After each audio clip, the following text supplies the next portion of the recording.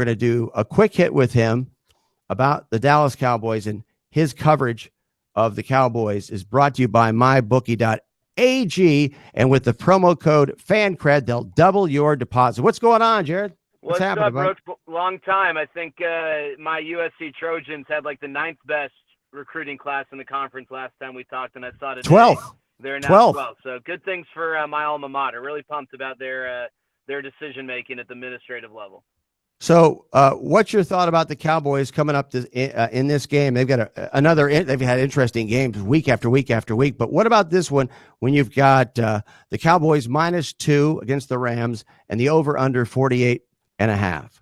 Yeah, I was shocked to see that line. I don't know. I know that Vegas has a unique relationship with the Cowboys because of the fanfare and they get a lot of action on the Cowboys, but it's just really tough to see, to watch this Cowboys team the last few weeks and think that they're going to come out and give that sort of a performance, a victorious performance against the Rams, who are playing well. And this might be a case of, well, maybe I'm just a little too closely involved in that I've seen every single play the last, this whole year, essentially.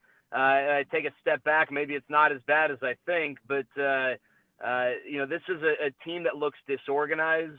I don't like saying that guys quit. I don't think people quit on game days, but I do think that when you don't have your guys all kind of lined up, that they don't give the same effort. They don't have the same focus in the days leading up to a game, in the film room, in practice. And I think that this team is showing signs of that. Again, I don't think they quit when the game is going on, because you can't half-ass an effort like that. But I wonder if the messages that are being delivered between games and the instruction that needs to happen, the focus and commitment that needs to be there, is there, because they're certainly playing like it isn't.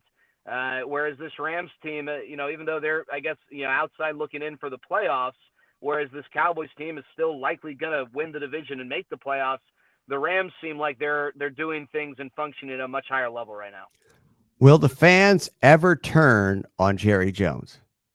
Will they ever turn? I think a lot of them have turned on Jerry Jones and really have not turned back. I think they're fans who love that Jerry owns the Cowboys, as you know, and those same fans hate that Jerry is, in a sense, the GM of the Cowboys. Now, is Jerry the guy making the day-to-day decisions from a personnel standpoint anymore? No. I think we've learned that Stephen Jones and Will McClay.